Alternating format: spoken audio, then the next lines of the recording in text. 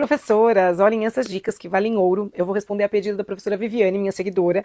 Ela perguntou o que ela tem que fazer quando o aluno apresenta pega incorreta do lápis e tem dificuldade com a tesoura. Bem comum, né, nas nossas salas de aulas.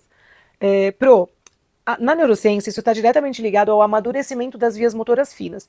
Então, para que a criança segure o lápis com precisão, ela precisa de força nas mãos e nos dedinhos, né? Ela precisa de estabilidade no punho, ela precisa de coordenação olho-mão, e ela precisa de feedback sensorial para ajustar o movimento, que é basicamente como se o cérebro estivesse monitorando o que está acontecendo, né, para melhorar o que a mão está fazendo. Então, quanto de força tem que colocar na mão, né, a criança perceber onde estão os dedinhos dela sem ficar olhando, por exemplo. Então, esse é o feedback.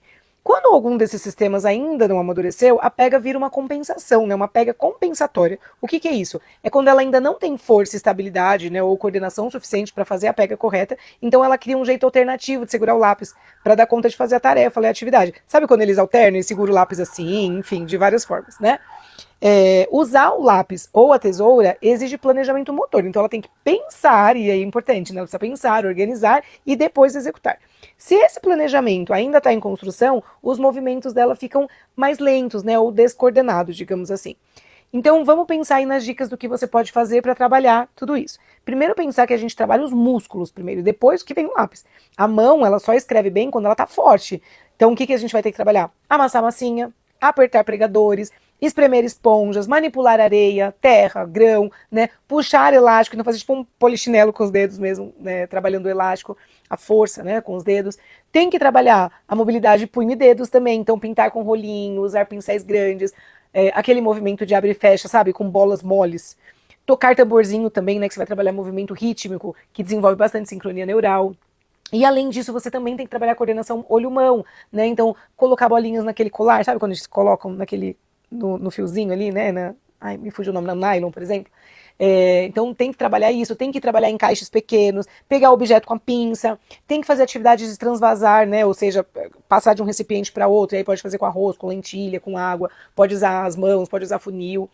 E aí, para a tesoura, antes da criança conseguir cortar em linha reta, o cérebro dela precisa aprender a abrir e fechar, precisa cortar tiras largas, cortar em direção de um alvo ali, e só depois ela vai conseguir seguir as linhas. Então, a tesoura tem que tomar atenção com isso também, né? Tem que ser de um tamanho adequado para a mão da criança para facilitar. E aí fica isso como dicas extras, né? Oferecer lápis grosso e triangulares, porque a neurociência mostra que o cérebro aprende esses padrões motores por repetição eficiente e não por repetição sofrida. E aí, quando a gente adapta o material, a gente ajuda a formar o padrão correto, tá? E aí, o mais importante de tudo é entender que a criança não está errando, ela está amadurecendo. Essa pega correta é consequência de um desenvolvimento motor bem estimulado, não de cobrança. E aí, professoras, tá vendo como a educação infantil não pode ser o brincar pelo brincar? Então, bora trabalhar as mãozinhas dessa criança com bastante intencionalidade para a gente ver um resultado super positivo. É isso, gostou das dicas? Se quiser, manda mais dúvidas que eu vou respondendo para vocês. Um beijo e até a próxima.